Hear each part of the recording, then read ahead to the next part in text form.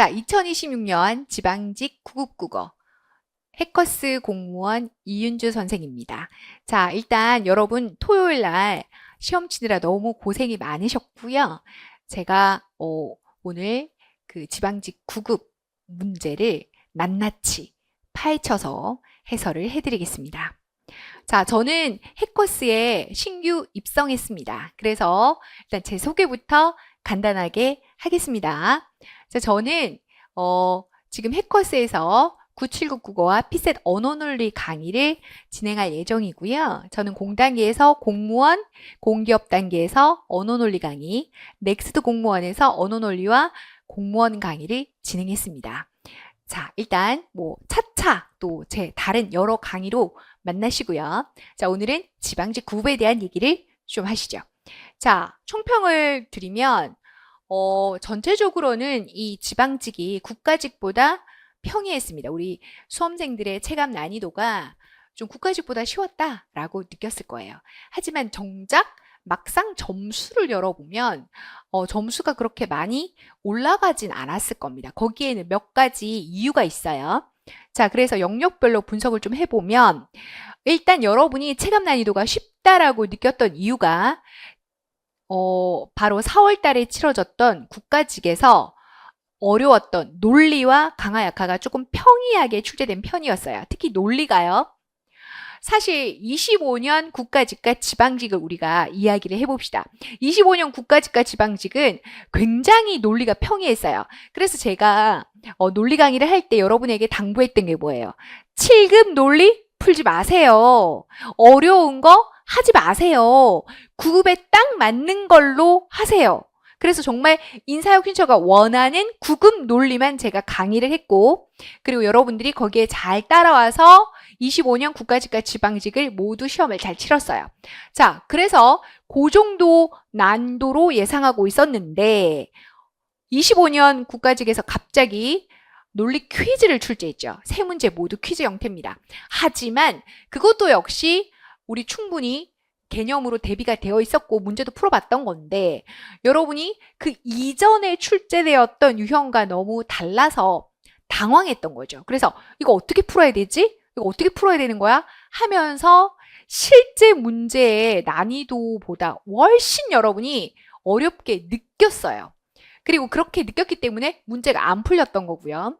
논리에서 굉장히 많이 틀렸죠. 그래서 너무 시험이 어려워 라고 했어요. 근데 정작 그 논리와 그리고 까다로웠던 강화 약화가 좀 평이했습니다. 그랬는데 자, 대신 독해 지문의 추론이 까다롭고요. 이따가 이제 한 문항 한 문항 해설을 하겠지만 제가 봤을 때 인사혁신처가 굉장히 머리를 쓴 매력적 오답도 있어요. 그래서 와, 이거 좀 문제 출제하는데 나름 열심히 출제했는 걸 라고 만든 정말 함정에 빠지라고 만든 그런 오답이 있었어요. 그런 것들 때문에 지문도 좀 까다로웠고요. 지문도 예를 들어서 순서를 막 바꾸는 거야. 예를 들면 첫 번째는 어떤 유형이고 두 번째는 어떤 유형이다. 그러면 그 순서대로 가야 돼요. 전자는 후자는이. 근데 갑자기 2단락에서 그 두 개의 순서를 바꿔버립니다. 그래서 읽는 사람이 오해하게 만들어요. 전자와 후자를. 그래서 까다로웠다. 그리고 저는 사실 띄어쓰기를 다 강의를 했어요. 기초 개념을. 중세국어도 다 했고요. 그래서 사실 저와 같이 하신 분들은 고전문법의 중세국어나 그 다음 띄어쓰기를 다 평이하게 잘 맞추셨는데 개념이 맞히셨는데 개념이 1도 없었던 수험생들은 독해만으로 띄어쓰기와 그 다음에 중세국어를 풀려고 했으면 정말 독해를 꼼꼼하게 했어야 해요. 그래서 그렇지 않았으면 기초 개념이 아무것도 없는 상태에서 독해만으로 대충 했다면 문법도 어려웠을 겁니다. 그래서 사실 우리가 이 문법은 암기형이 아니지만 왜 개념을 정리해야 하느냐? 말 그대로 독해의 시간을 줄이기 위함이다. 이것을 기억하시기 바랍니다. 자, 그 다음에요. 우리가 출제 유형을 좀 분석해보면 20문항이고요. 자, 이 20문항은 올해까지입니다. 내년부터는 국어가 25문항이 되죠. 자, 일단 20문제 마지막 9급 시험입니다. 자, 언제나 그렇듯 문법 추론이 세 문제 정도가 나왔어요. 하나는 공공언어고 지문형 추론 문법이 띄어쓰기 중세국어가 나왔죠. 그리고 논리는 세 문제, 결론 추리, 전제 추리, 반드시 참. 제가 지금 노란색으로 표시한 게 좀 까다로웠던 문항입니다. 자, 독해는 추론에서 빈칸 내용, 세부 정보 미루어 추리. 요게 많이 어려웠었고요. 그 다음에 주제와 논지, 요거는 뭐 평이했습니다. 자, 어휘는 늘 출제되는 새 유형, 예문 적용, 바꿔쓰기, 지시대상이었는데 지시대상이 조금 까다로웠습니다. 그리고 내용 수정하기, 논리적 순서, 강화 약화 2개, 그리고 개요 작성과 대화 분석 이렇게 출제가 되었어요. 자, 출제된 유형은 국가측과 동일합니다. 자, 그래서 이렇게 출제가 되었다. 이제 한 문항 한 문항씩 한 번씩 해석, 한 문항씩 자세하게 해설 강의를 하겠습니다. 자, 먼저 공공언어 바로쓰기죠. 공공언어 원칙에 따라 공문서에 기억과 리을을 수정한 것으로 적절하지 않은 것. 자, 우리가 여러분 제일 중요한 거는 실수를 줄여야 되잖아요. 실수를 줄이기 위해서 우리가 해야 되는 거는 자, 부정 발문을 반드시 표시를 하시는 겁니다. 여러분 이게 아무것도 아닌 것 같은데 실제 시험장에서 발문을 긍정이냐 부정이냐를 잘못 봐서 혼동하는 경우가 매우 많아요. 그래서 반드시 부정 발문 확인하시고요. 순서대로 가면 되죠. 자, 그래서 명사의 반복된 나열을 피하고 조사와 어미를 사용하라. 그래서 사용했는지 바로 봅니다. 자, 지금 기억을 보면 신구, 사서, 업무, 적응, 교육 전부 명사예요. 그래서 1번 선지가 어떻게 바뀌었는지 보죠. 신규, 사서의, 업무, 적응의, 자 보죠. 조사 넣었죠. 그리고 위하다라는 내용도 넣었습니다. 그래서 명사의 나열을 피했어요. 적절합니다. 자, 그리고 니은을 가겠습니다. 자, 두 번째는 대등 연결은 어떻게 하라? 구조가 같은 표현을 사용해라. 자, 대등 접속은 구조가 동일해야 돼요. 여기서 구조가 동일하다는 거는 와, 과를 중심으로 앞과 뒤의 구조가 똑같아야 된다는 뜻이에요. 자, 여기서 보면 도서관 이용자의 편의를 확대하고 자, 보세요. 자, 여기 보면 고라고 했죠. 이게 와가가 아니고 고며로 연결한 대등구조입니다. 그럼 여기가 고죠. 그럼 지금 앞은 어떻게 되어 있느냐? 앞의 구조는 목적어와 서술어입니다. 자, 뒤의 구조는요. 불편의 축소 방안. 뭐죠? 관용어 플러스 체언의 구조입니다. 자, 이게 무슨 말이냐? 자, 우리가 기준이 이거예요. 만약에 앞에가 목적어 서술어면 뒤에도 목적어 서술어가 돼야 되고 관용어 체언, 관용어 체언으로 만들려면 앞에를 고를 떼고 관용어 체언을 만든 후에 와, 과로 접속을 해야 됩니다. 즉 무슨 말이냐? 자, 우리가 뒤를 기준으로 앞을 고치면 와가가 들어가고 똑같이 관용어 플러스 체언의 형태 그리고 뒤에도 관용어 플러스 체언의 형태가 되든지 아니면 자, 요 상태로 앞을 기준으로 뒤를 바꾸려면 앞에 목적어 플러스 서술어의 연결어미 고 뒤에도 목적어 플러스 서술어가 되어야 된다. 요거예요. 자, 그런데 요걸 어떻게 고쳤느냐? 니은을 보겠습니다. 이게 늘 흔히 하는 실수예요. 자, 앞을 두고 뒤를 바꾸든지 뒤를 기준으로 앞을 바꿔야 되는데 또 둘 다를 바꿔버린 거죠. 그래서 무슨 말이야? 자, 앞에 거는 뒤를 기준으로 이용자의 편의 확대라고 하면서 자, 관용어 플러스 체언의 형태 자, 접속 조사 와를 했어요. 그럼 뒤에도 관용어 체언이 들어야 되는데 뒤는 또 앞을 기준으로 목적어 플러스 서술어로 바꿔버렸습니다. 그래서 구조가 동일하지 않죠. 그래서 정답 몇 번이다? 2번이다. 이렇게 되는 겁니다. 그래서 여러분 접속 구조는 이것만 기억하시면 돼요. 앞에가 목적어 서술어면 뒤에도 목적어 서술어, 중간에 연결 어미는 고, 앞에가 관용어 체언이고 뒤에가 관용어 체언이면 중간에 접속사 와, 과로 연결된다. 이렇게 보시면 돼요. 자, 그래서 세 번째는 뭐냐? 올바른 피동. 자, 올바른 피동이란 말이에요. 피동은 우리가 당하는 거죠. 그래서 피동 표현을 올바르게 쓰라는 건 무슨 말이냐?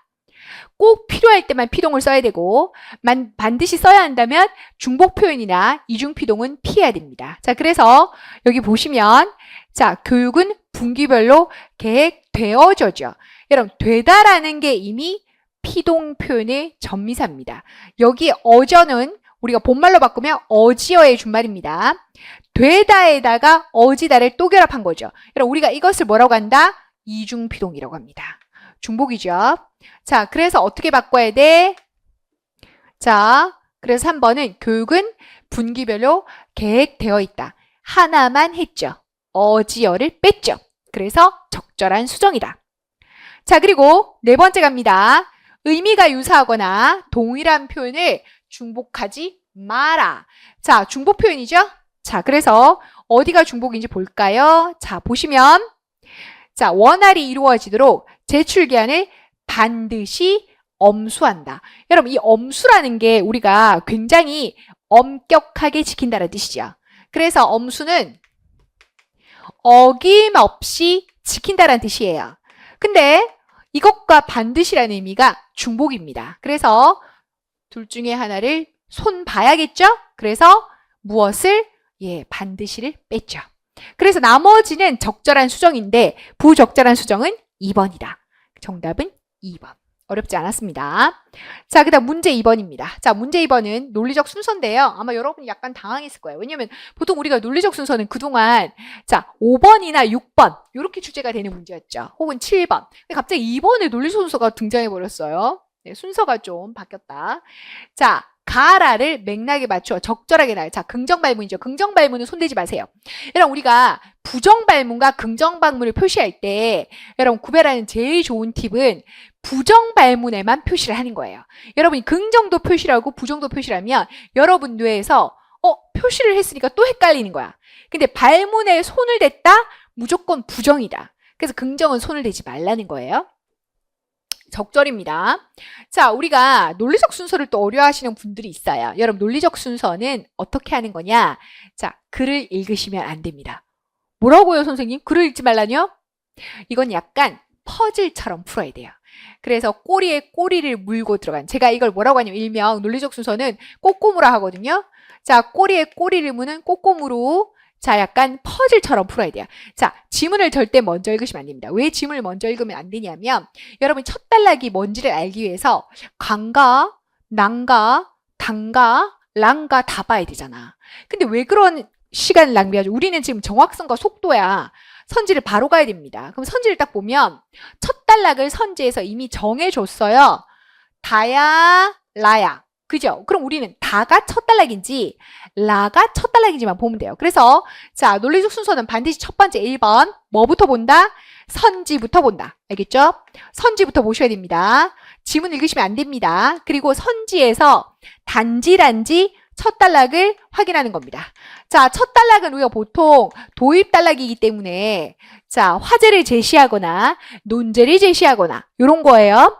그래서 다가 더 첫 단락스러운지 나가 첫 단락스러운지 보겠습니다. 자, 다를 보면 근대 시기 책 읽기는 하면서 시작을 해요.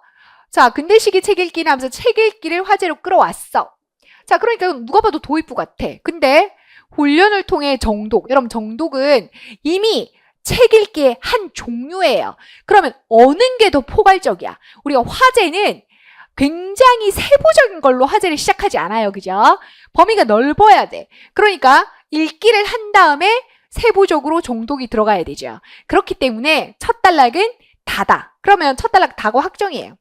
자, 그러면 이제 게임이 끝났어요. 자, 벌써 50% 삭제야. 그러면 다가 정해졌다면 뭐는 볼 필요가 없다? 얘는 볼 필요가 없다. 지웁니다. 그러면 이제 다 다음이 가냐? 다 다음이 라냐만 보면 되는 거야. 알겠죠? 읽을 필요 없다. 자, 그러면 이제 어떻게 첫 단락을 확정했으면 그 다음 꼬꼬무야. 꼬꼬무 뭐냐면 또 내용을 읽는 게 아닙니다. 앞 단락에 맨 마지막 문장의 키워드 요것과 그 다음 단락에 첫 문장의 키워드가 연결되면 됩니다. 알겠죠? 요렇게 연결이 되면 돼요. 자, 그래서 앞 단락을 볼까요? 자, 그래서 지금 보면 다의 마지막 단락이 이렇게 끝났어요. 책 읽기 방식에는 책을 읽기 위한 공간과 거기에 맞는 자세가 필요하다. 여러분, 그래서 마지막이 자세야. 여러분은 책 읽기니까 훈련을 들어갈 것 같지? 근데 자세로 끝났잖아. 똑같이 정독이야. 여기도 정독이 있고 여기도 정독이 있단 말이에요. 자, 그런데 훈련으로 이어지는 게 뭐냐? 자세로 이어지는 게 요거죠. 그래서 다다음 다다음이 가다. 이렇게 되는 겁니다. 그래서 우리의 정답은 1번이다. 이렇게 볼 수 있어요. 어때요? 저처럼 풀이하면 절대로 논리적 순서를 틀리지 않습니다. 여러분이 내용을 읽기 때문에 헷갈리는 거예요. 우리가 국어는 약간 내용을 읽으면 약간 코에 걸면 코걸이, 귀에 걸면 귀걸이라서 이렇게도 말이 되는 것 같고 이렇게도 말이 되는 것 같거든요. 그런데 그렇지가 않다. 그래서 여러분이 반드시 저처럼 풀어야 함정에 빠지지 않는다. 자, 문제 3번 가겠습니다. 3번 문제는 빈칸 내용 추리인데요. 자, 요런 건 또 어떻게 독해하는 게 빠르냐, 빠르고 정확하게 푸느냐. 자, 일단 긍정 발문이죠. 여기서 중요한 포인트. 자, 요렇게 가나다 3개가 나오면 종류가 3개가 나온다는 것을 의미하는 거예요. 그러면 어떻게 읽어야 되냐면 독해를 아예 처음부터 자, 문제를 풀기 위해서 대립상으로 읽어 들어가야 됩니다. 대립상. 자, 대립상이란 뭐죠? 비교 대조되는 대립상이 반드시 있어요. 우리가 시험에 출제되는 모든 지문 안에는 대립상이 존재해요. 그래서 대립상은 기호를 좀 써야 돼요. 자, 동그라미는 동그라미끼리, 동그라미 개념어가 나오고 동그라미 특징이 나오고, 자, 세모는 세모끼리, 자, 그리고 네모는 네모끼리 이렇게 가져가야 해요. 자, 그래서 자 보겠습니다. 기호는 어떤 대상과 일정한 의미가 결합한 것이다 하면서, 자, 기호는 기표와 기의 관계에 따라, 자, 나오죠. 자, 그럼 개념이 3개다. 그럼 어떻게 하면 돼? 자, 3개를 하면 돼요. 도상이 있고 지표가 있고 상징이 있다. 자, 여기 이제 빈칸에 뭐가 들어가야 되느냐잖아요. 그래서 개념을 여기서 잡아야 사례 적용을 할 수가 있어요. 도상은 뭐야? 시각적 유사성, 동그라미죠. 또 동그라미는 동그라미 따라가야 돼요. 자, 지표는 뭐냐? 실질적인 연관성, 그리고 인과적 관계, 세모죠. 그리고 상징은 뭐다? 상징은 연관성이 없다. 없다. 유사성도 없고, 그리고 연관성도 없다. 됐죠? 그럼 끝났어요. 자, 그럼 빈칸에 뭐 들어간다? 신호등 체계는 사례인데 신호등에서 빨강, 멈춰라, 초록, 과자인데 유사성이 없다. 그럼 여기 무조건 뭐가 들어가야 돼요? 가에는 무조건 상징입니다. 그럼 이것도 마찬가지예요. 자, 선지를 바로 가셔야 돼요. 가는 상징으로 확정이잖아. 그러면 자, 상징이 있는 2개만 남기고 버립니다. 그럼 여기서 게임이 끝나죠. 나에서. 그럼 끝까지 안 풀어도 되는 거야. 여러분, 우리가 끝까지 가기 때문에 시간이 부족한 거예요. 끝까지 안 가도 되는 거는 과감하게 빨리빨리 끊어줘야 돼요. 자, 그 다음에 한편 이모티콘은 웃는 얼굴과 닮았다. 여러분, 닮았다죠? 이게 뭔데요? 시각적 유사성. 웃는 얼굴이 시각 아니야? 닮았대.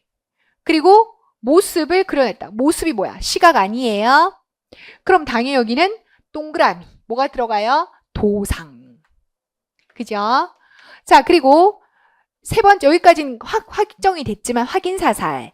인과적 관계 하니까 다과 뭐가 들어가야 돼? 인과. 자, 인과. 그러니까 여기는 뭐가 들어가? 도상, 그 다음에 뭐죠?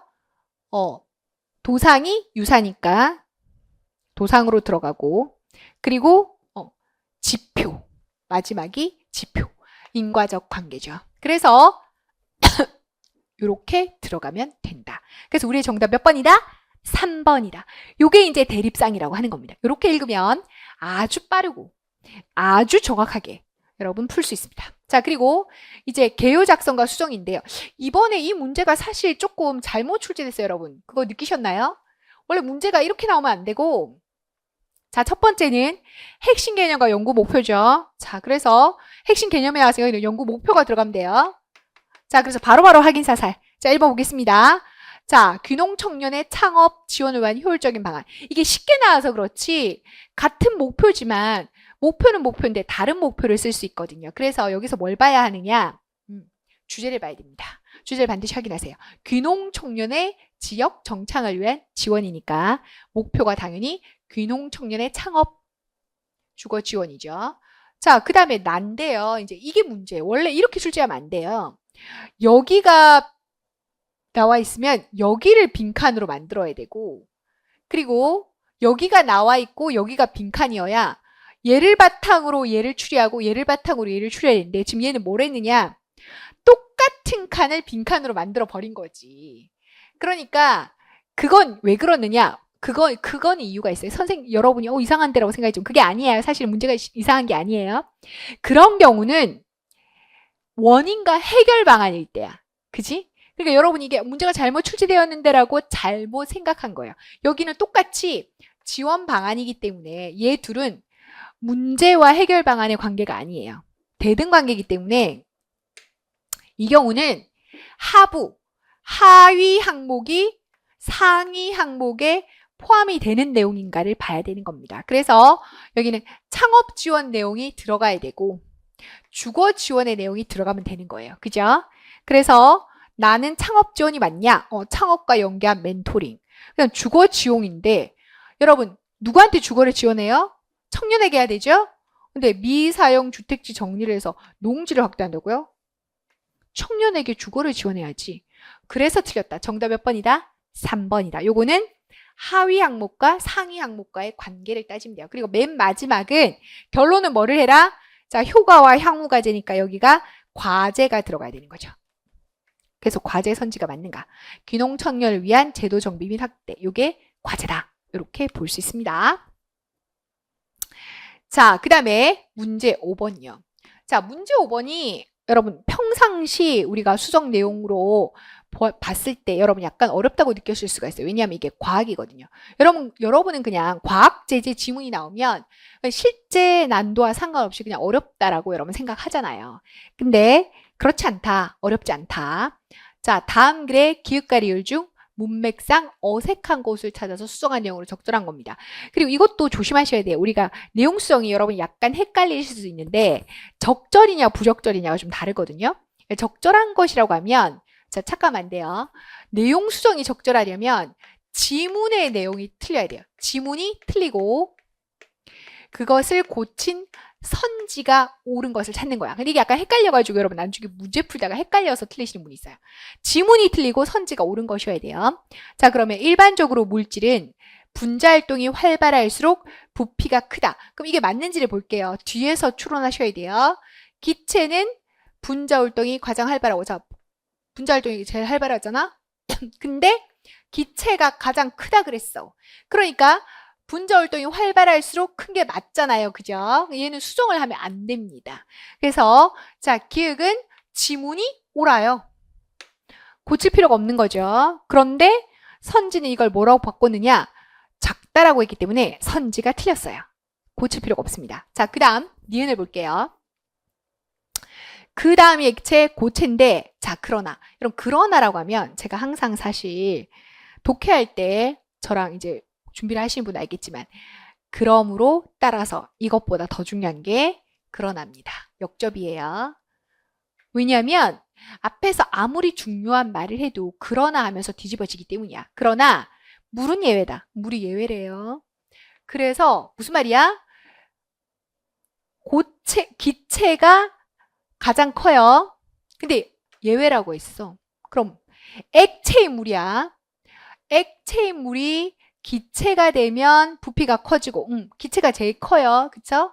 여기까지는 맞지만 예외니까 여러분 보세요. 고체가 가장 작잖아. 기체가 가장 크고 액체가 고체인데 그러나 걸었으니까 기체도 크지만 반대가 여기서 뒤집혀야겠죠? 고체니까요. 고체인 얼음이 되면 작아진다고 하면 그러나를 걸 이유가 없죠? 반대가 돼야 되죠. 그러니까 요거는 지문이 틀렸다. 그래서 고치자. 어떻게? 얼음이 되어도 부피가 커진다.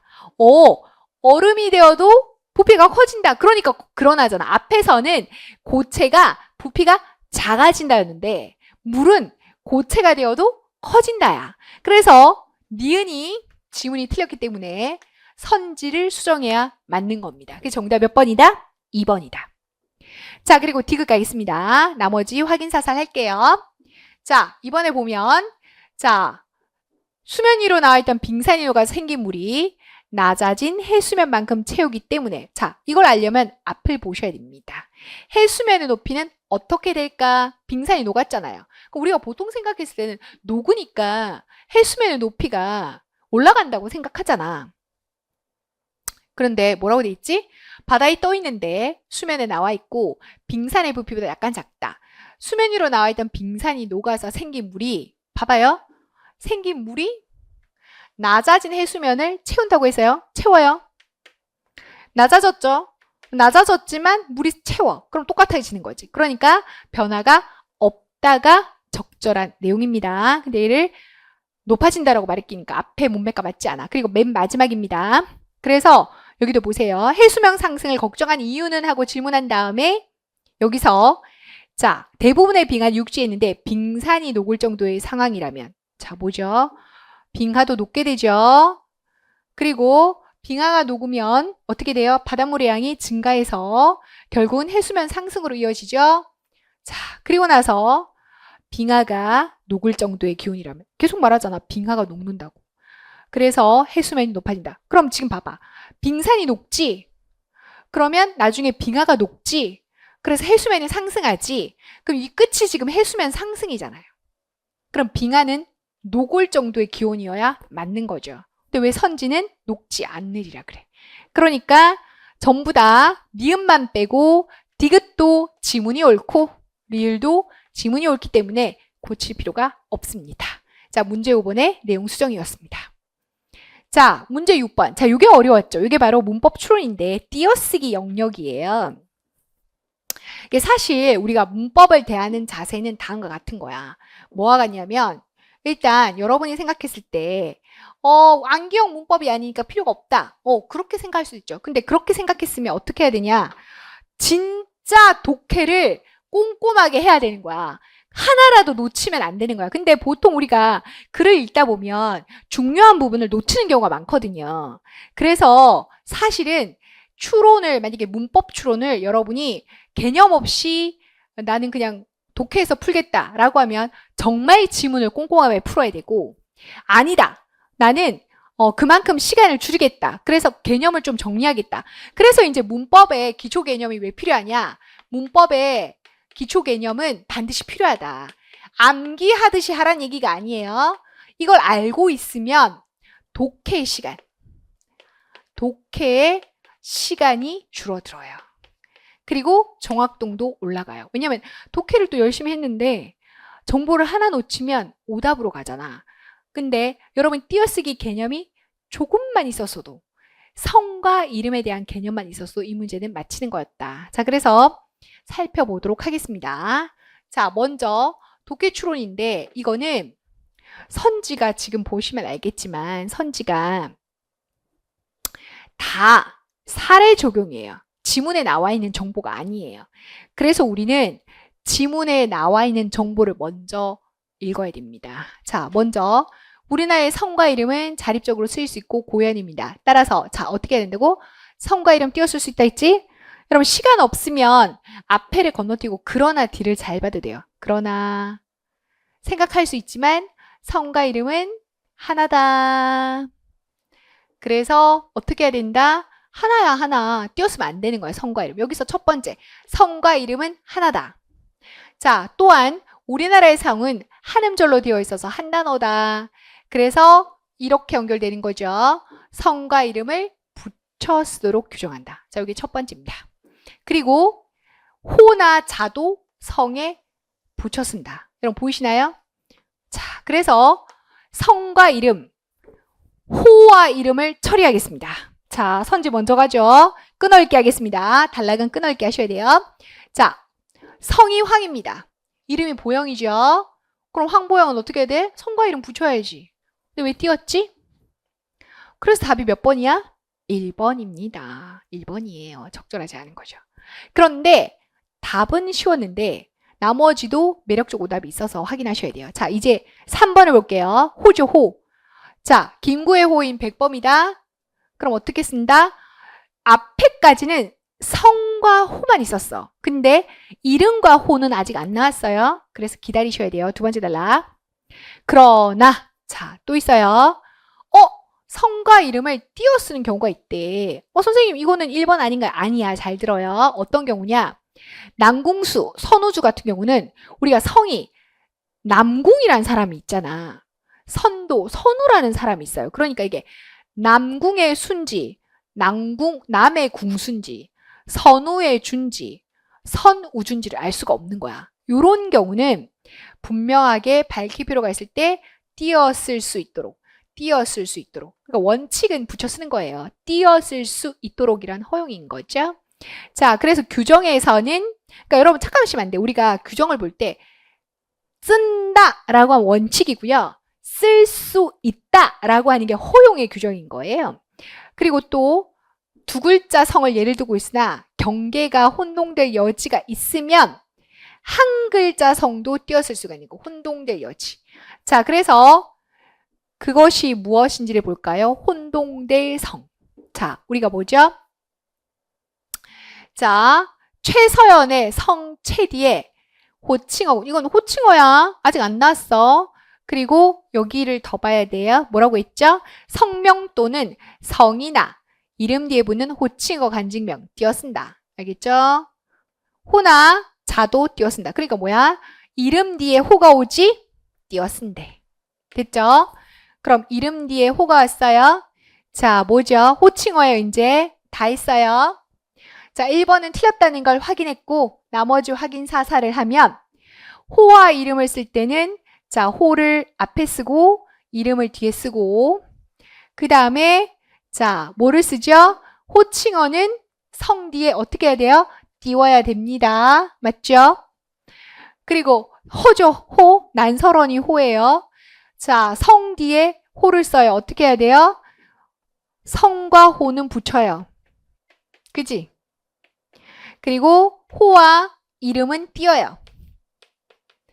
그 다음에 성과 호칭어는 띄워요. 이렇게 되는 거죠. 정답 몇 번이다?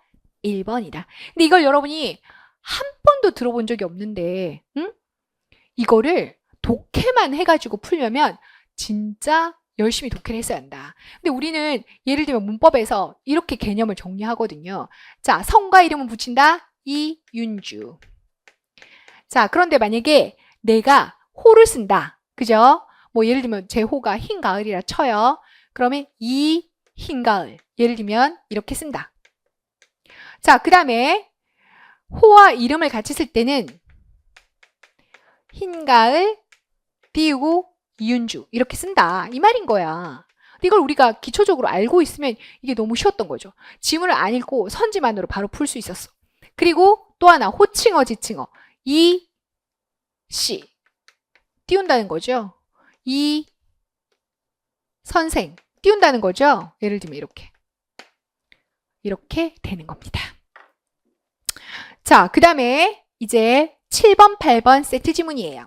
자, 세트 지문은 우리가 늘 풀었듯이 이게 여러분 아시죠? 9급 국어는 좀 특이한 형태의 국어예요.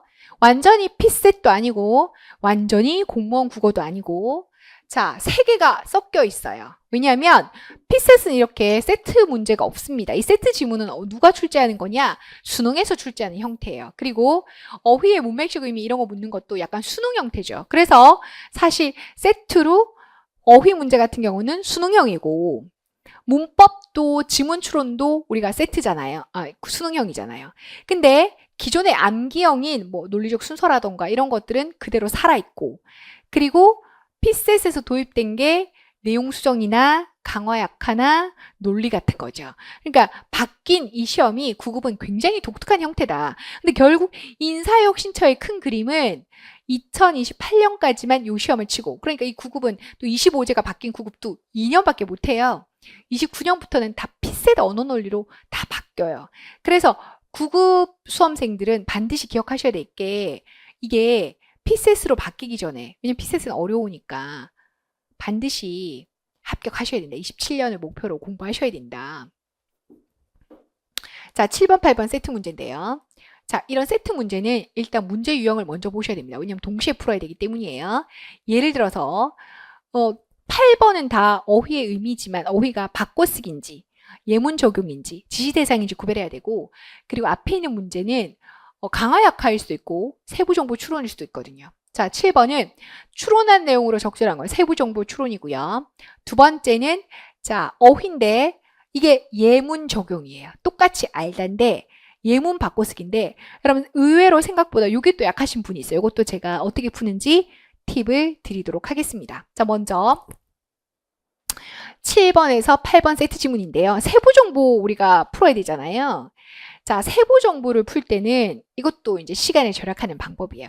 제가 독해할 때 이걸 가르쳐 드리거든요. 시간을 절약할 때 두 가지를 쓰는데요. 일단 선지를 먼저 봐야 돼요. 선지 키워드.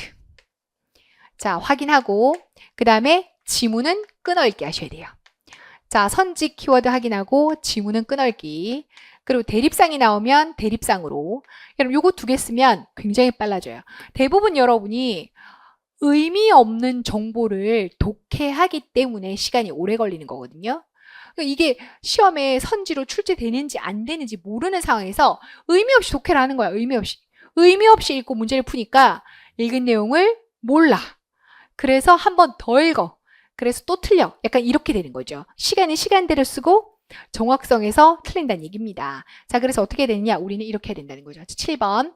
추론한 내용으로 가장 적절이죠. 자, 그러면 일단 선택식 키워드를 읽어두는 거야. 뭐지? 지하국, 이걸 또 다 읽으라는 얘기가 아니야. 그럼 시간이 가잖아요. 그리고 똑같은 걸 읽을 필요가 없어요. 그러면 여기는 자, 사회 정의 구현 혹은 인간 성장을 읽어두면 돼요. 그 다음에 고전서사, 여기도 지하국 퇴치서사잖아. 그러면 괴물이거나 우회전 방법 해도 되고, 그 다음 전통적 세계관 이렇게 읽어둔 다음에 우리가 끊어읽기를 어차피 할 건데 끊어읽기를 할 때도 선지에서 바로 보이는 선지를 처리하기 위해서는 반드시 이 키워드 밑줄이 있어야 돼요. 키워드는 여러분이 정하시면 되는 거예요. 1번, 2번, 3번, 4번이 제일 변별되기 쉬운 걸 확인하시면 돼요. 자, 그러면 읽으면서 단락이 하나, 둘, 세 개잖아. 1단락 끊고 처리할 걸 처리하는 거죠. 우리의 고전서사는 지하세계에 살고 있는 괴물을 물리치는 이야기인데 어쩌고 저쩌고고, 자, 여기 역점이 나왔죠? 단순한 공간 배경이 아니야. 자, 인간이 살아가는 위협과 혼란의 세계야. 자, 이제 전통적인 세계관이 나왔습니다. 자, 전통적인 세계관이 지문에 있었잖아요, 선지에. 그럼 이제 열심히 있는 거지.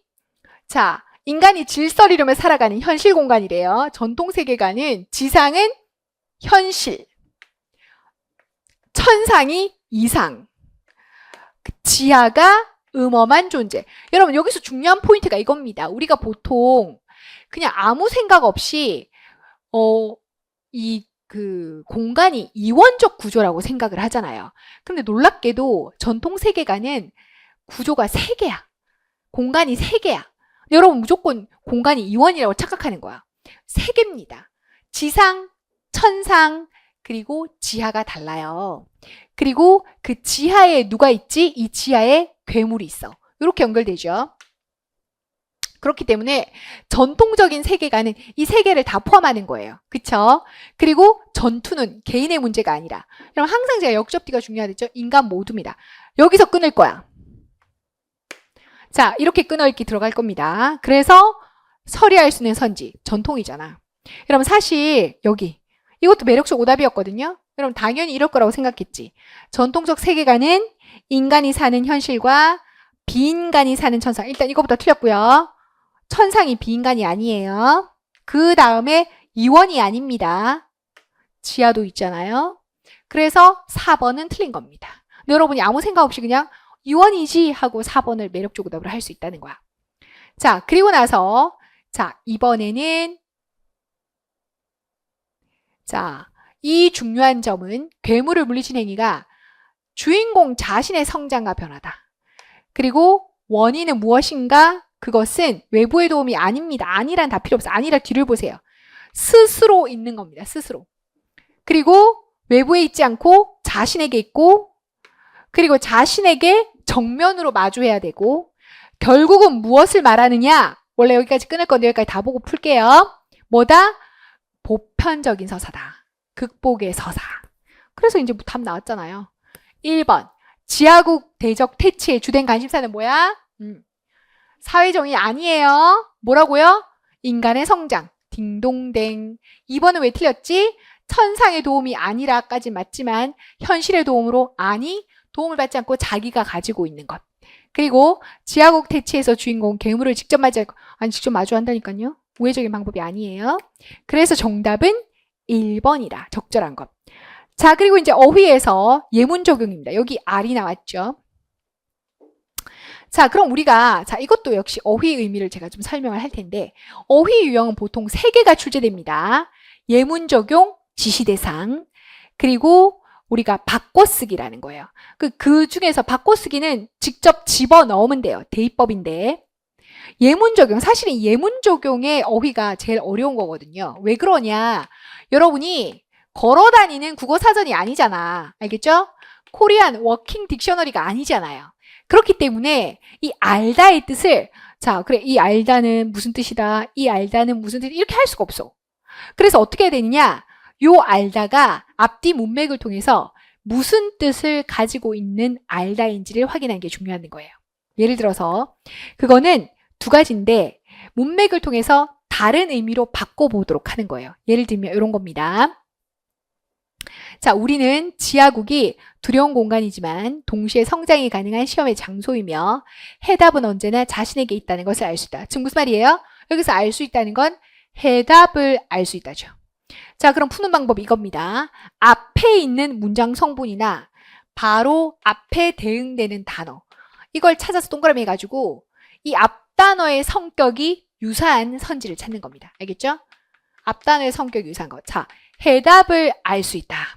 그러니까 일단 해답을 안다니까 무슨 말이겠어? 뭐 풀어나간다, 이해한다, 깨닫는다 이런 의미잖아. 그래서 일단 앞에가 해답인 것과 유사한 걸 찾아보자고요.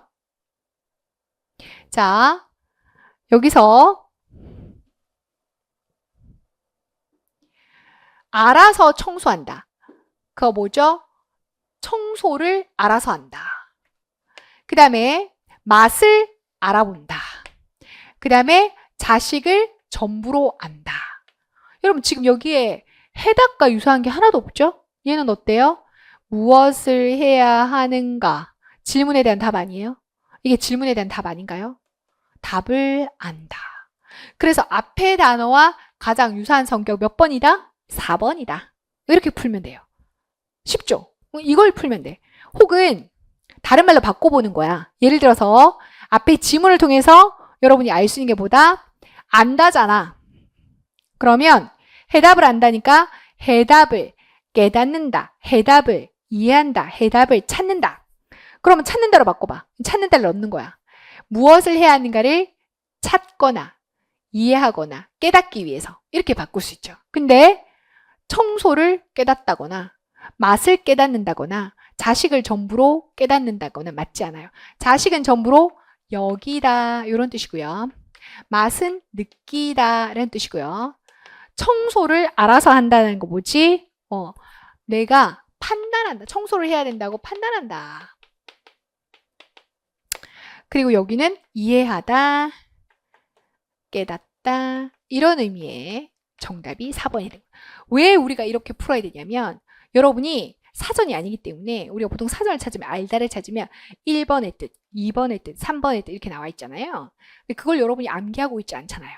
그러니까 우리는 이렇게 풀 수밖에 없다.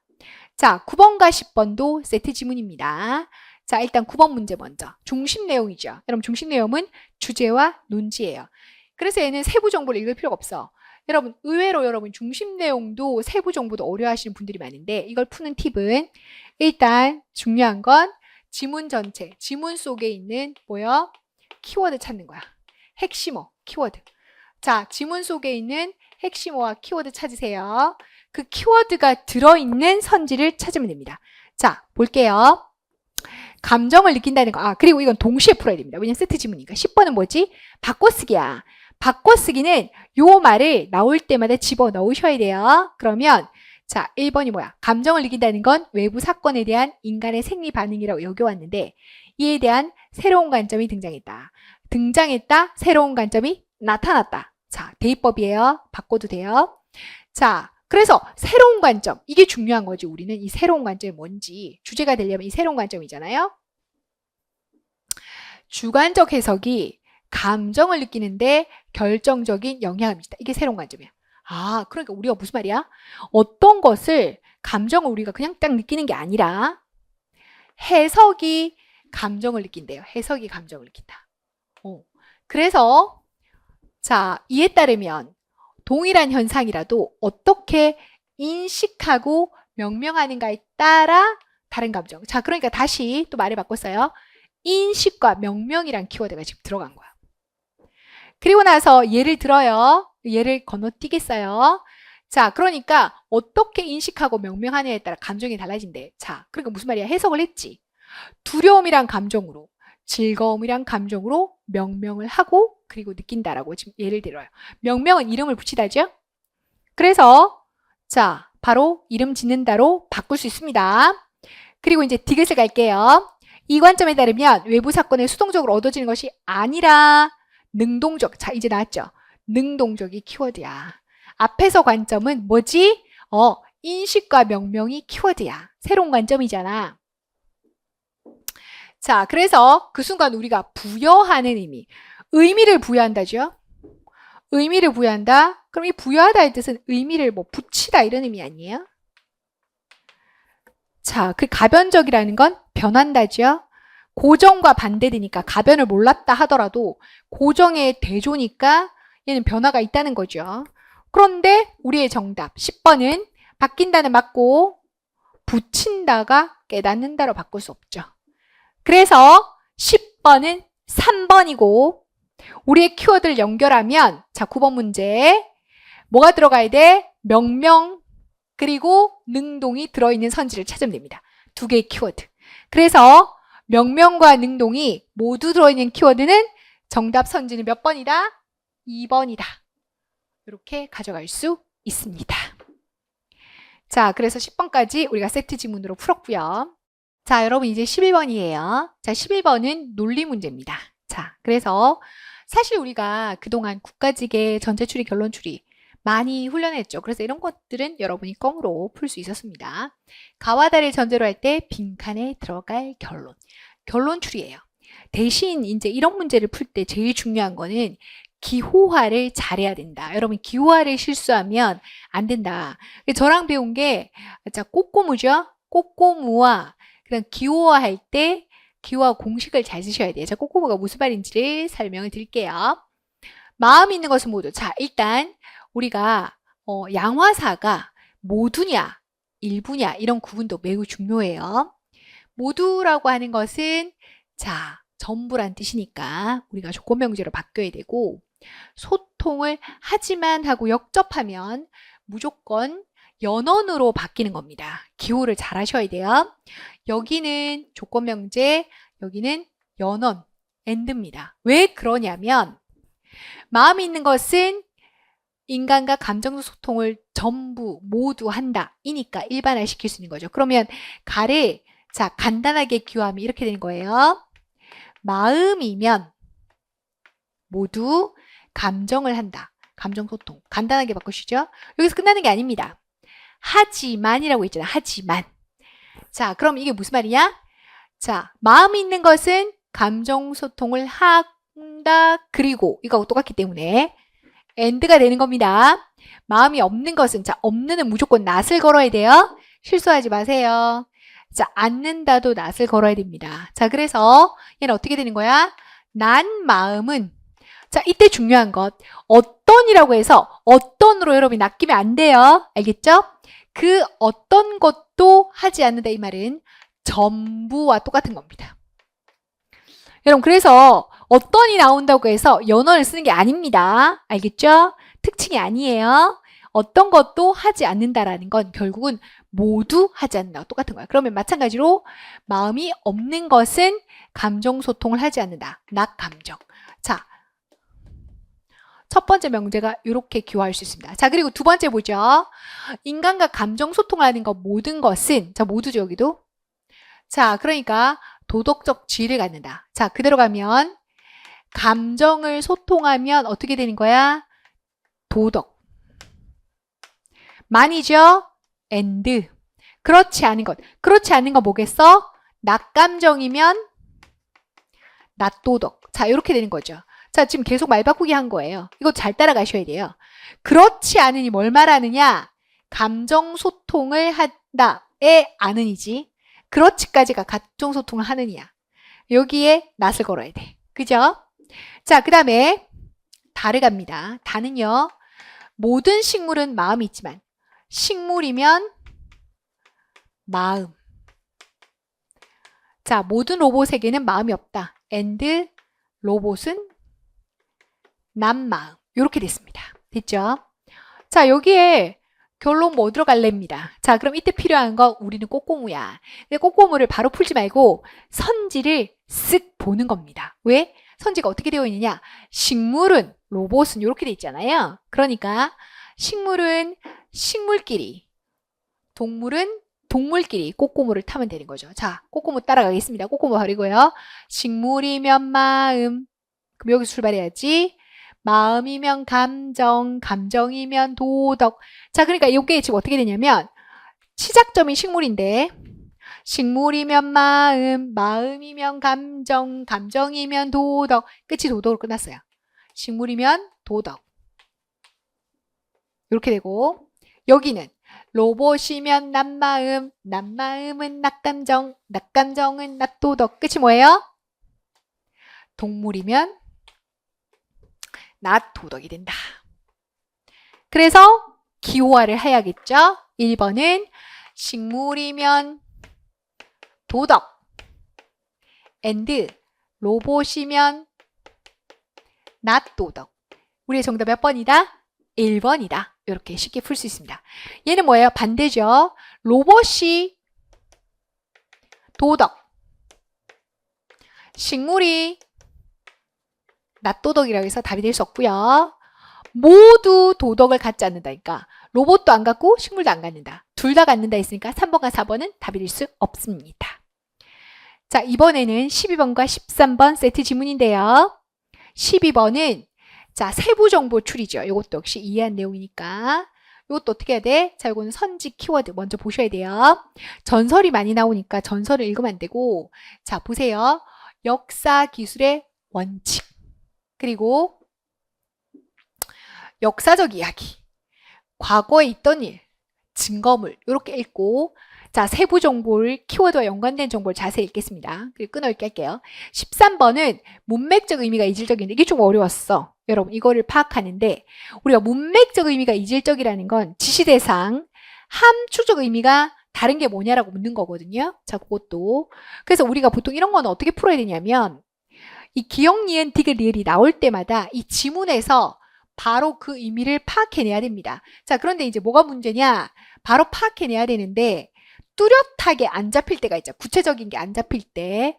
그럴 때는 큰 틀을 가져가야 돼. 뭐, 한 개는 긍정인데 세 개가 부정이다. 한 개는 미래인데 뭐 세 개가 과거다. 라던가 아니면 뭐 어떤 기준점을 잡아야 돼요. 자, 그러면 이제 독해를 해보겠습니다. 전설은 증거물에 대한 이야기며 어떤 사건을 증거물에 담아 전한 이야기다. 자, 어떤 사건을 증거물에 담아 전하는 거 뭐예요? 전설이죠. 자, 그럼 일단 기억은 동그라미 하겠습니다. 대립상으로. 자, 그러면 전설이란 의미의 지시대상이 지금 함축 의미가 기억이에요. 하면서 이제 증거물을 얘기하잖아. 또 그래서 자, 대립상이에요. 전설은 증거물이 있는데 허구적이에요. 하지만 증거물이 있어요.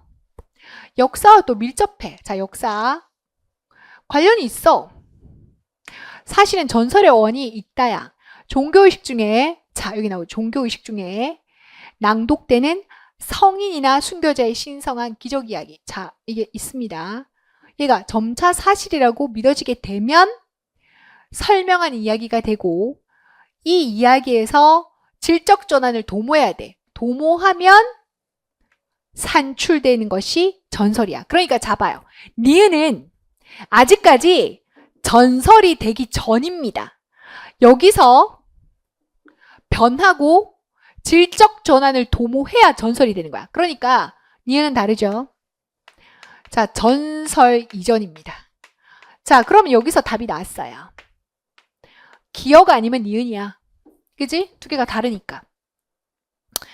자, 이제 끊어읽기 한번 할까? 끊어읽기 하고 할 수 있는 1번 처리하자.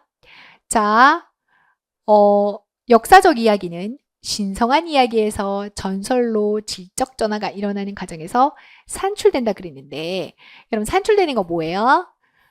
전설이야. 역사적 이야기가 아니라. 그래서 얘 틀렸고요. 그 다음에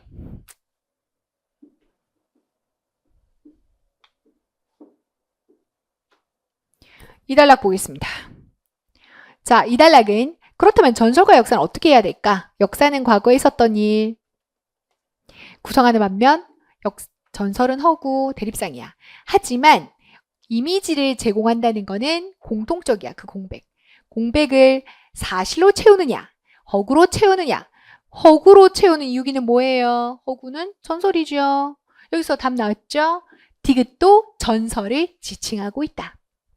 자, 그리고 전설은 큰 범주에서 역사일 수도 있다. 그러니까 잘 봐요. 공식적 역사 기술의 원칙과 전역이 만들어지기 전까지는 사실 전설이 역사의 기능을 했대. 자, 끊을게 하겠습니다.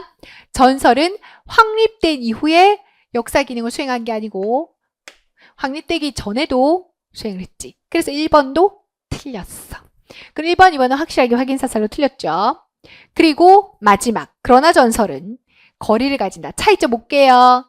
자, 어떻게 되는 거지? 전설 향유층은 공식적인 역사와 뚜렷하게 구별된다. 공백의 특정한 시각과 욕망을 투영하고 누락되거나 감추었던 일을 자신의 목소리가 담긴 이야기, 전설. 그래서 전승력 유지.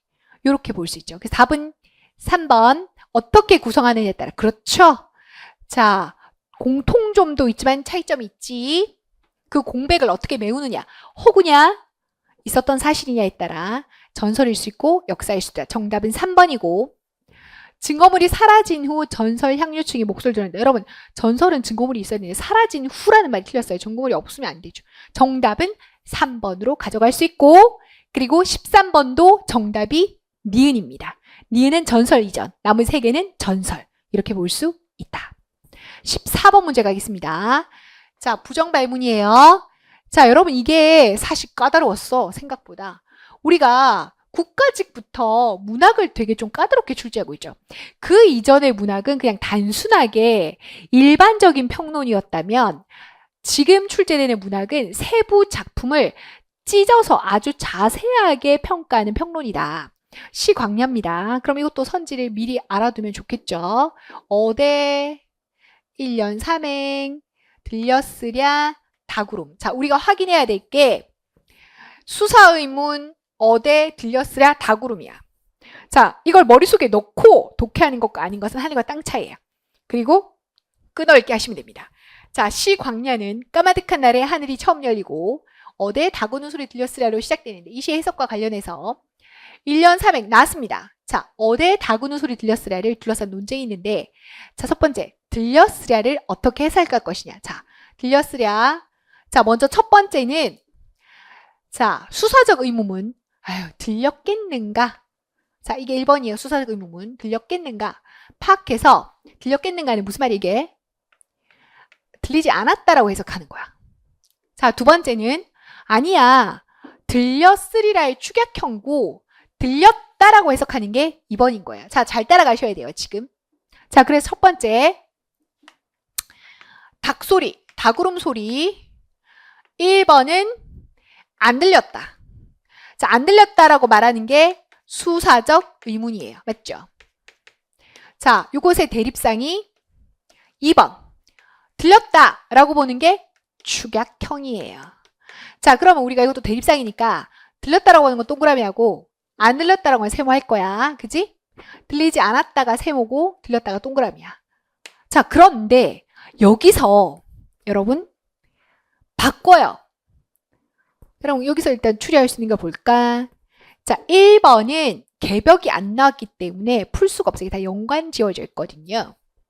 그러니까 좀 더 읽어야 돼. 근데 이 단락에서 우리가 당연히 그럼 전자가 소리가 들리지 않았다라고 해석하잖아. 근데 여기서 바뀌어. 그러니까 정신줄을 꽉 잡아야 되는 거야. 이게 매력적 오답이야. 닭이 울었을 거라고 해석한 입장. 봐봐, 여기서 틀었다니까요.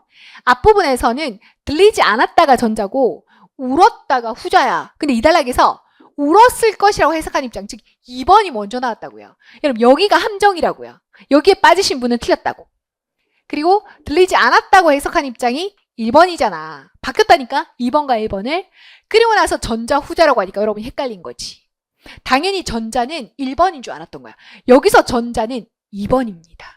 그래서 어대 해석의 의미인데 어대는요. 자, 따라갑니다.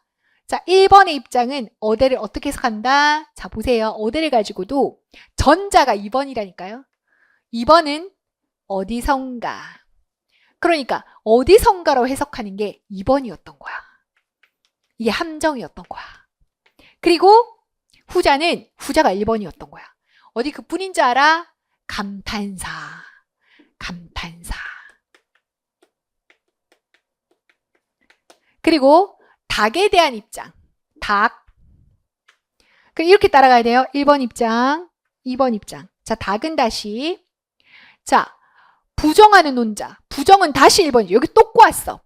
이게 또 순서로 2번, 1번이 아니야. 부정. 1번 논자. 이게 어려운 거야. 1번 논자는 그냥 닭은 동물의 의나야. 정적이야. 정적. 아무 소리 없어. 반면 긍정. 2번은 실제 동물의 닭보다는 새벽 소리의 매개체로 천지, 개벽. 새벽을 알리는 소리. 새벽과 천지, 개벽. 여러분 이걸 따라갈 수 있어야 돼요. 근데 자, 2번 틀었습니다. 그럼 그래서 실수한 거야. 여러분이 꼼꼼히 안 읽어서 실수한 거야. 1번, 2번 설명한 다음에 2번, 1번이 나오고 다시 1번, 2번으로 또 틀었어요. 그러니까 한 번, 2번을 틀었기 때문에 여러분이 머리가 뒤죽박죽이 되었다. 그래서 막상 풀려고 했더니 답이 2개인데? 이런 분이 있었던 거야. 그게 바로 1번이죠. 1번이 아주 매력적 오답이야. 왜냐하면 당연히 전자후자가 1번, 2번인 줄 알았죠. 그래서 어대를 해석할 때 틀었죠? 어디 선가로 해석하는 게 2번의 입장입니다. 2번의 입장은 닭의 울음소리가 있었다고 본 입장이죠. 그러니까 딩동댕인데 여러분 이걸 착각했던 거지. 이런 걸 조심하셔야 돼요. 앞으로 우리가 고난도가 되면 이런 식으로 추론을 비튼단 말이에요. 자, 그 다음에 1년 3행을 수사적 의문으로 보는 입장. 자, 수사적 의문 이거죠. 개벽에 아무 소리가 안 났다. 그러니까 정적이잖아, 정적. 그래서 아무 소리가 나지 않았다, 정적. 들렸으랴는 들렸으리라 축약. 축약은 이거죠. 축약은 개벽의 소리. 개벽, 알리는 소리. 그리고 닭의 울음소리를 부정하는 입장. 부정은요, 1번이죠. 닭을 개벽의 순간에 울리는 소리의 매개체라고요? 소리의 매개체라고 보는 건 2번인데 왜 1번의 입장이 2번을 얘기합니까? 그래서 틀린 것은 몇 번이다? 4번이다. 이렇게 가져갈 수 있다. 그렇죠. 봐봐요. 부정한 입장이 부정인데 부정이 왜 개벽이냐? 이렇게 되는 거죠. 소리의 매개체냐? 새벽을 알리는. 될 수 없다. 자, 반드시 대립상으로 읽어야 빨리빨리 푸실 수 있습니다. 15번 가겠습니다. 15번도 역시 논리인데요. 3개 중에는 아마 이게 제일 어려웠을 거예요. 이게 전제출이죠. 여러분이 항상 난도와 상관없이 결론출이, 전제출이 이렇게 있을 때 여러분이 제일 못하는 게 항상 전제출이에요. 전제출이. 그래서 이 전제출이를 잘 가져가야 됩니다. 자, 다음 대화의 빈칸에 들어갈 말로 가장 적절한 것 이렇게 돼 있죠. 자, 그래서 특히 이렇게 대화형 같은 경우는 이 대화되는 내용을 여러분이 잘 따라가서 기호하는 게 제일 중요해요. 찾아가는 민원 사업은 잘 준비되고 있나요? 방문이 확정된 사업장 어디죠? 이거는 기호할 필요가 없어. 여러분 저랑 논리를 배우시면 기초를 잘 다져야 되는데요. 명제는 의문문은 명제가 될 수 없어요. 그래서 저거는 기호할 필요가 없습니다. 자, 을이 이렇게 얘기합니다. 방문 후보인 사업장이 여럿 있는데 그런데 자 여기서부터 시작이죠. 자, 1번 아동 돌봄을 방문하지 않고 and죠. 않고는 무조건 부정. 이렇게 미리 바꾸셔야 실수를 하지 않아요. 그러면 not 아동 and 도서관에도 방문하지 않습니다. not 주민도서관. 됐죠? 자, 그랬더니 병이 이렇게 말합니다. 아동 돌봄에 방문하지 않고 and죠. 않고 not 아동 다문어 세타에 방문한다면 자, 이번엔 방문을 해요. 뭐뭐 한다면 조건명제지. 앞에 있는 조건명제의 정권이 복합명제야. 연어명제로 구성되어 있죠. 나다동 and 다문화. 다문화면 전통시장 이렇게 돼 있죠. 그리고 자, 정의 이렇게 말합니다. 그리고 삐리리리리 요 전제를 추론했더니 결론이 여러분의 의견을 취합하면 전통시장은 반드시 방문하길. 전통시장이라는 결론이 나온다는 거죠. 자, 그러면 이제 이거 어떻게 풀어야 되냐? 여러분, 자, 봐봐요. 여러분이 어떤 욕심을 품기 때문에 틀리냐면, 여러분은 딱 보는 순간, 이게 나와야 되네? 그렇다면, 막 여기서 풀어 제끼는 거야. 안 나와. 그래서, 바로 안 나올 때는 선지 찬스를 써야죠. 선지 찬스. 일단 선지를 바꿔놓고, 대입을 해서 이걸 넣었을 때 전통이 나오는지를 보면 돼요. 자, 결론이 지금 전통시장이잖아요. 그럼 전통시장이 결론으로 나오는 건 2번 전제입니다. 그럼 2번 전제가 나오려면 not, 아동, and 다문화가 확정이 돼야 돼요. 맞죠? 정권이 긍정되어야 후권이 긍정되잖아요. 근데 정권은 나다동은 여기서 이미 확정이 됐어. 나다동, and, 나주민이 확정이잖아. 그치?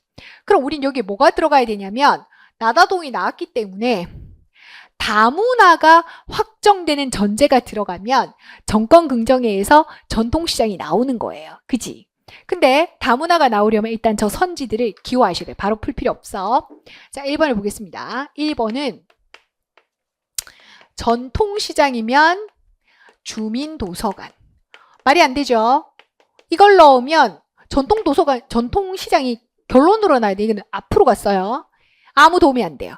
자, 아동 방문한다면 다문화인데 우리는 이미 아동을 방문하지 않는다는 게 확정됐잖아. 이것도 다 필요 없는 거야. 그리고 4번 선지. 다문화는 방문하면서 and죠.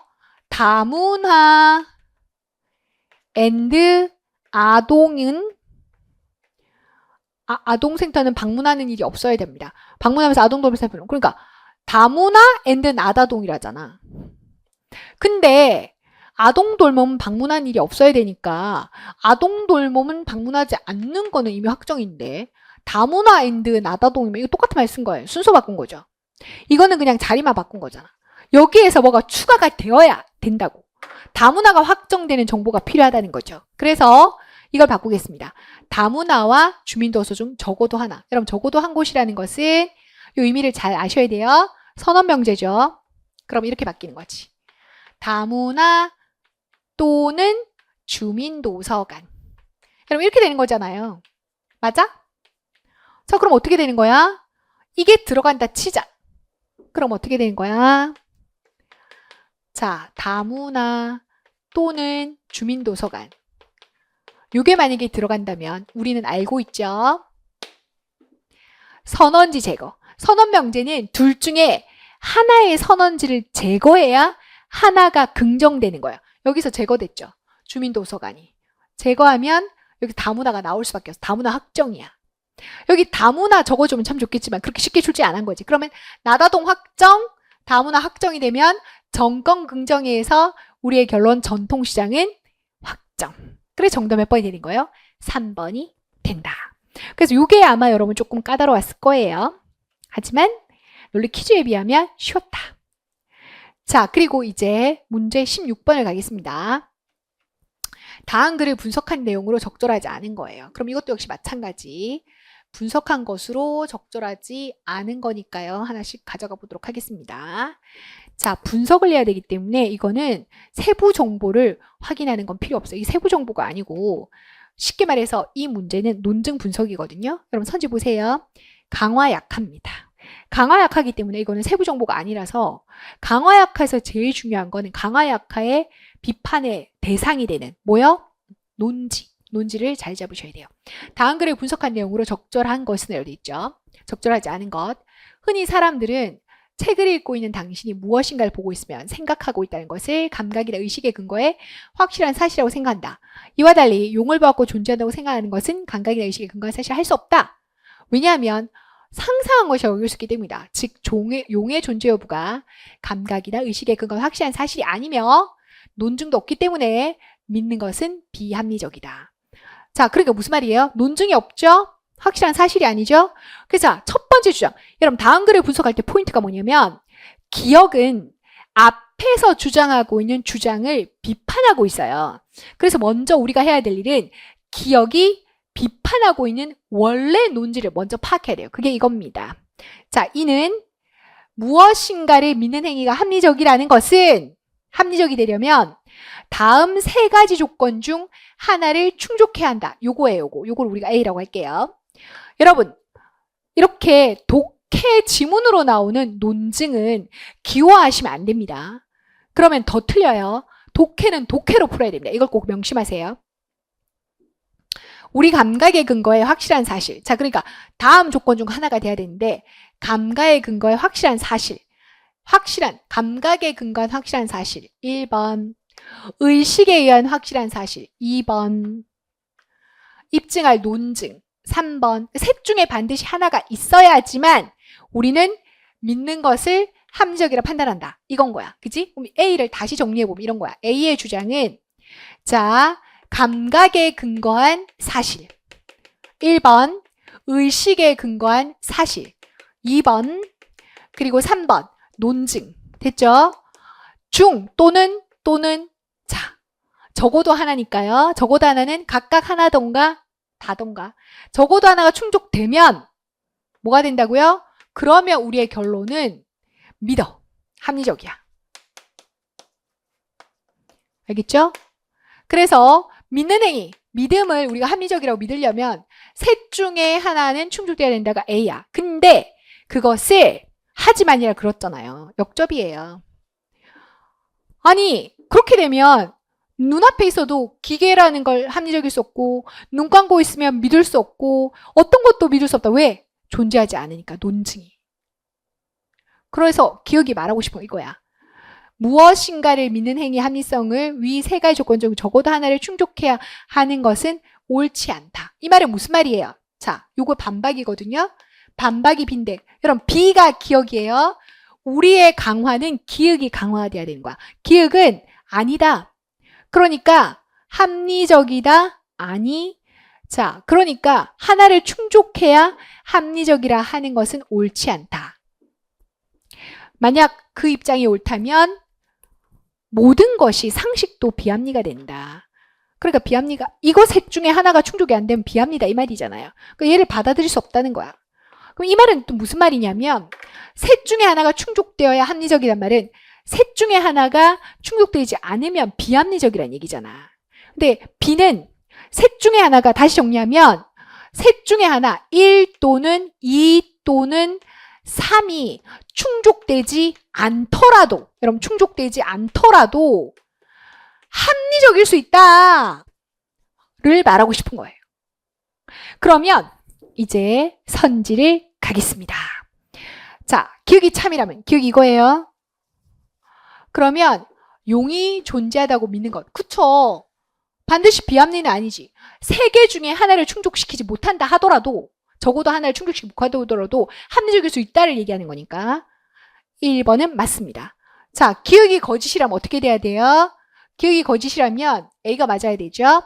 우리 삶에 보편 통용되는 상식을 믿는 것조차 비합리적인 것이 된다. 그쵸? 지금 주장하는 이거잖아. 보편으로 통용되는 상식은 믿을 수 있다. 합리적이다. 라고 말하고 싶은 거잖아. 기억이. 근데 그게 거짓이라면 보편 상식도 비합리가 되는 거야. 이건 뭐의 주장? A죠. 기억이 거짓이라는 건 A가 된다는 거야. 우리 삶에 보편적으로 통용되는 상식을 믿는 것이 비합리적이에요. 자, 보세요. 보편 통용되는 상식 믿을 수 없다고요. 그럼 누구 건데? 기억에 반대되는 주장이죠. 약화가 맞죠. 자, 그런데 4번이 왜 틀렸느냐? 도깨비의 존재를 입증할 논증이 있어. 자, 논증 3번 충족 and 합리적이야. 그럼 뭐지? 이거는 B. 기억은 B라니까요. B가 강하대요? 아니죠. 이거는 A의 주장이죠. 그래서 정답 몇 번이다? 4번이다. B는 A의 주장을 비판한 겁니다. 강화될 수가 없죠. 기억은. 자, 그래서 이렇게 풀 수 있고요. 17번 가겠습니다. 자, 또 17번이 진술인데 이것도 역시 마찬가지예요. 진술을 바꿀 때 조심하셔야 돼요. 진술을 바꿀 때 알겠죠? 진술 바꾸는 것을 조심해야 한다. 자, 그래서 하나씩 볼게요. 자, 1번. 금리가 인상되고 시중 통화량이 동가되면 요건 이제 반드시 참이니까 일단 기호화를 잘 바꾸는 게 제일 중요한 겁니다. 자, 금리 인상 and 고니까 and. 통화량 동결. 통화 동결. 이렇게 되는 거죠. 그럼 어떻게 되는 거야? 면. 소비 심리 위축. 소비 위축되고 and. 설비 투자 감소. 투자 감소. 맞죠? 자, 1번입니다. 자, 2번은 자, 소비 심리가 위축되면 소비 위축, 물가 상승 둔화, 물가 둔화. 자, 그런데 두 개를 통해서 결론. 자, 물가가 둔화되지 않는다라고 했어요. 자, 그럼 이건 뭐야? 꼬꼬무로 따라가면 되지. 자, 얘를 꼬리에 꼬리를 물려고 하니까 얘를 대우로 바꾸면 되겠네요. 자, 대우가 뭐예요? not 물가 둔하면 not 소비 위축이 나오죠. 자, 그럼 여기서 확정이에요. 어떻게? 나 물가 둔하니까 나 소비 위축 확정. 됐죠? 그럼 또 나 소비 위축이 나오려면 얘도 대우로 바꾸셔야 돼요. 자, 대우는 드 모르간 법칙에서 묶어서 not을 걸면 대우는 어떻게 돼요? 이렇게 되죠? not 소비 위축. 자, 기호는 반대로 바뀌지? 또는 여기 또 not 걸어야지. not 투자 감소. 면 반대죠? 통으로 자, 드 모르강 not 걸면 not 금리. not 금리 인상. 기호 바뀝니다. 또는 not 통화 동결이 나와요. 맞죠? 자, 그러니까 어떻게 되는 거야? 자, not 소비 위축이잖아. 여러분 이것도 적어도 하나죠? 적어도 하나는 둘 다이거나 하나만 돼도 무조건 정권은 긍정입니다. 긍정이죠? 정권 긍정에 대한 후권 긍정. 자, 이게 나와야 되죠? 우리의 정답은? 그럼 반드시 참인 것은 뭐야? 기호로 바꿔봐. 자, 금리가 인상되지 않거나 not 금리 인상 또는 not 통화 동결. 자, 지금 똑같은 게 몇 번이에요? 4번이죠. 2번은 and로 걸었기 때문에 안 돼요. 얘는 잠깐만 안 돼. not 금리 인상과 not 통화 동결인데 차이가 뭐냐면 and로 걸어버렸어. 그래서 답이 될 수 없고 얘는 금리가 인상된대요. 통화량 동결된대요. not입니다. 투자 감소 아무 소용이 없죠. 정답 몇 번이다? 4번. 자, 이제 18번 가겠습니다. 18번은 자, 이게 어려웠죠? 중세국어입니다. 추론한 내용으로 적절하지 않은 것. 자, 부정발부인데 이것도 역시 마찬가지예요. 여러분이 개념이 있었다면 아주 쉽게 풀 수 있었어요. 하지만 개념이 없으니까 우리는 정확한 독해를 위해서 꼼꼼하게 독해를 해야 됩니다. 자, 먼저 훈민정음의 초성자는 모두 17자다. 창제 원리는 상용의 원리다. 자, 그래서 상용의 원리와 과액의 원리를 알아야 돼요. 자, 음운 이론에서는 소리나는 위치에 따라 아설 순치 후고 이것을 그대로 창제할 때 이 분류를 도입했다 그랬어요. 맞죠? 기본자 만들었다. 그래서 자, 선지 하나씩 끊어읽기 하겠습니다. 자, 훈민정음을 창제할 때 분류 체계를 새로 만들었다. 아니, 기존의 소리나는 대로. 이 새로가 틀린 거야. 답은 매우 쉬웠어. 그래서 세부 정보로 따진다면 바로 4번으로 답이 나옵니다. 확인 사살할게요. 자, 모양을 본뜨는 게 상형의 원리, 기본자. 자, 기역은 혓뿌리, 설음은 혀끝이 윗잇몸, 수는 어쩌고 저쩌고인데 이건 안 나옵니다. 가획의 원리가 뭐냐? 가획의 원리는 기본자를 5개, 여기에 각각 획을 더하는 원리예요. 그리고 여기서 중요한 거는 가획은 소리가 세워진다라는 뜻이에요. 그러니까 봐봐. 니은의 기본자지 획을 더 더해. 소리가 거세. 디귿에서 획을 하나 더 더해. 디귿. 이렇게 된다는 얘기입니다. 요건 다 기본자들이에요. 제가 동그라미 치는 건. 기본자에서 위로 획을 더해. 소리가 써졌지? 자, 비읍을 돌려. 비읍을 돌린 후에 획을 더해. 피읍.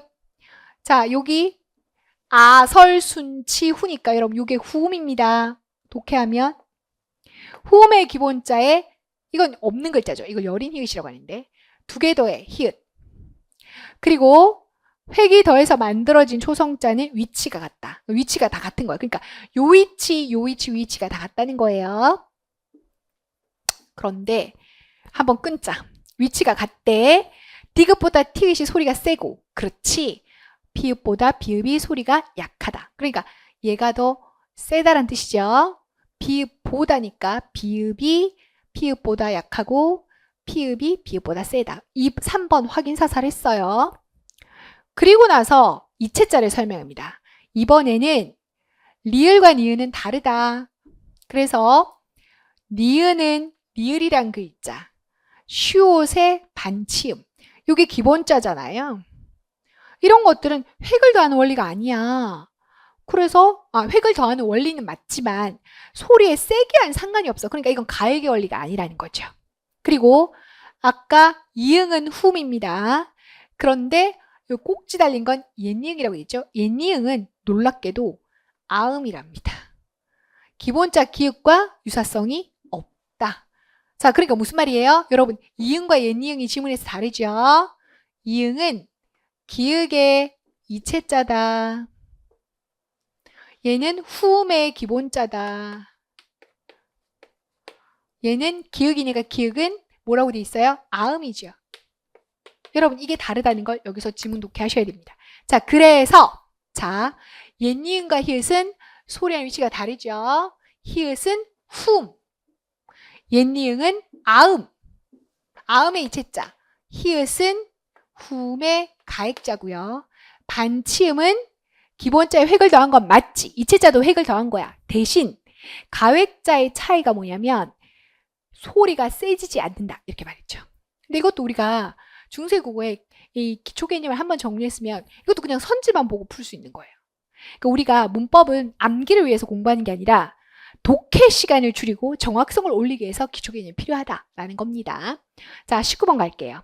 자, 19번은 강화 약한데 강화는 진술이죠. 자, 이런 문제에서 여러분 꼭 보셔야 되는 것은 강화라고 하면 반드시 강화인지 아닌지만 보셔야 되고요. 약화인지 따질 필요가 없어요. 강화가 아닌 것은 알겠는데 이게 약화인지 무관인지 모를 때가 있잖아. 그럴 필요 없다. 그냥 강화인지 아닌지만. 자, 그러면 논지. 자, 논지가 뭐예요? 여기서 지금 중요한 게 우리의 면역체계. 하지만 뒤에 바로 볼게요. 자, 아니라 뭐죠? 면역체계는 미생물의 도움, 오히려 미생물이 유익한 게 있다를 얘기하고 싶은 거야. 그리고 나서 결론이 마지막 뭐죠? 유익한 미생물 환경에 노출되어야 되는데 그게 바로 뭐예요? 자연입니다. 근데 자연과 격리된 도시는 어떻다고요? 우리의 면역체계가 작동되지 않아 알레르기 질환 발생한다. 그럼 자, 말하고 싶은 주제가 이건 거야. 자연보다 도시에서 알레르기 발생이 더 심하다는 거지. 이 사람의 주장은. 그죠? 자, 그럼 요 논지를 강화해야 되는 겁니다. 그래서 정답 몇 번이에요? 자, 일단 위생상태 유사해. 똑같다면 자연이냐 도시냐죠. 자연에서 오래 생활한 아이일수록 낮아야지. 자연이 낮고 도시가 높고. 4번은 어렸을 때 알았던 아이들이 그렇지 않은. 자, 어렵고 성인은 아무런 상관이 없어요. 동일한 전원. 전원이 동일하면 안 되지. 이것도 무관입니다. 전원이냐 도시냐가 비교 대상이야. 그리고 자연과 격리된 도시입니다. 도시는 발병률이 낮으면 안 되지. 높아야지. 강화되려면. 정답 몇 번이다? 3번이다. 자, 그리고 마지막 20번입니다. 대화 분석한 내용으로 적절하지 않은 거예요. 자, 이런 대화 분석은 보통 논쟁이에요. 논쟁형. 그래서 여러분 일단 그룹을 나누셔야 합니다. 먼저 시라부터요. 에스컬레 이용할 때 한 줄 서기, 두 줄 서기. 자, 그래서 두 줄 서기라고 하는 쪽이 지금 뭐예요? 시랍니다. 바람직해. 자, 논거는 뭐예요? 전체적인 효율. 자, 효율이냐 개인이냐. 자, 여기에 반대되는 게 승연입니다. 전체는 효율이 맞지. 자, 부분 긍정. 그런데 두 줄로 서면 급한 사람이 어렵잖아. 그러니까 자리를 비워두자. 그러니까 효율보다 배려. 그래서 승연이는 지금 한 줄 서기라고 했어요. 처음에는. 그러다가 시라가 아니야. 안전이 중요해. 그래서 자, 두 번째 안전. 두 줄 서기를 해야 돼. 그러니까 승연이가 여기서 넘어간 거야. 네 말이 맞네. 안전을 위해서 두 줄 서기 해야 되네. 하면서 두 줄을 서야 되네. 하면서 입장을 바꿨어. 한 줄에서 두 줄로 갔습니다. 그죠? 여기로 넘어갔어요. 그랬더니 승현이가 그 시라하고 지금 시라하고 승현이죠. 자, 범주를 뺐는데 범주는 줄서기를 결정하는 데 있어서 모두 나름의 일리가 있어. 그러니까 네 말도 맞고 네 말도 맞다. 한 게 범주야. 그래서 얘는 시간대를 나누재. 혼잡할 때는 두 줄. 그리고 그렇지 않을 때는 한 줄. 이렇게 있고 안전이 중요하니까 두 줄. 하지만 혼잡하지 않을 때는. 그러니까 상황에 따라 달리. 이게 범주입니다. 자, 그렇게 잡아야 돼요. 왜냐면 선지가 되게 꼼꼼해요. 두 줄이 전체적으로 효율적이다. 맞죠? 동의했습니다. 시라, 승현. 혼잡한 줄석이 달라져야 한다는 건 범주입니다. 맞습니다. 안전면에는 두 줄? 맞아요. 다 동의했어요. 한데 기준에 따라 바꾸는 것에 동의한다. 시라는 한 번도 바꾼 적이 없죠. 그래서 정답 몇 번이다? 3번이다. 자, 이렇게 해서 우리가 국가직 구급 문제를 제가 좀 꼼꼼하게 해설을 해드렸어요. 여러분 항상 해설 강의를 보면 내가 맞힌 것은 설명 안 하고 해설 안 하고 내가 틀린 거는 해설 안 하고 내가 맞힌 것만 하고 이렇게 하시는 분들이 많아서 저는 전문학을 꼼꼼하게 해설합니다. 자, 그래서 자, 해설 강의 끝났기 때문에 여러분에게 2027년 이제 끝난 시험 말고 앞으로 다가올 구급 국어를 어떻게 준비해야 되느냐. 자, 그래서 2027년 25문제가 되는 대전환의 시대이기 때문에 시간이 부족하고 난이도가 상승할 거예요. 그럼 시간이 부족하고 난이도가 상승했을 때 자, 발생하는 킬러 문항은 논리이거나 논증 분석에 강화 약할 거다. 그리고 독해도 고난도 추론이 될 거다. 그래서 모든 것이 준비된 강사와 커리큘럼을 선택하는 것이 중요하다. 자, 합격생들 2관왕, 3관왕, 세무직 이런 합격생들의 합격 커리큘럼을 준비하고 있습니다. 인문, 개념, 기출, 합훈련, 풀셋, 파이널 동영까지. 자, 곧 인문에서 세제시 논리 특강을 다음 주 금요일에 합니다. 여러분 다음 주 금요일 7시에서 9시까지 현강에서 하니까요. 현강 참석자는 교재도 논리, 새로 나온 논리, 적용 논리 교재를 드립니다. 자, 그래서 인문 강의 들으시고요. 두 권의 개념으로 독해와 논리로 개념을 잡고 그리고 전 영역 기출 엔제와 10문제 윤하프 그리고 파이널 국가직 동영과 지방직 동영으로 빈틈없이 준비해 봅시다. 저랑은 이제 약점별 영역 특강 이런 것들도 다 제가 무료 특강으로 오픈할 예정이고요. 그래서 저랑은 이제 곧 개강할 세제시 논리 인문 특강부터 여러분을 만나겠습니다. 자, 궁금하신 분은 제 윤주국어 카페 기출천사 카페로 들어와 주세요. 상담과 질문 모두 환영입니다. 자, 시험을 잘 치신 분도 있고 그리고 못 치신 분도 있어서 좌절하신 분들도 있으실 텐데 자, 일단 시험 치신 분들은 푹 쉬시고요. 일단 마음의 안정을 위해서 그리고 새로운 계획을 조금 천천히 생각하셔도 돼요. 마음부터 잘 추스리시고 그리고 시험을 잘 치신 분들은 꼼꼼하게 면접까지 잘 준비하시기 바랍니다. 여러분의 합격을 언제나 윤주국어가 응원하고 합격하는 그날까지 함께 하겠습니다. 감사합니다.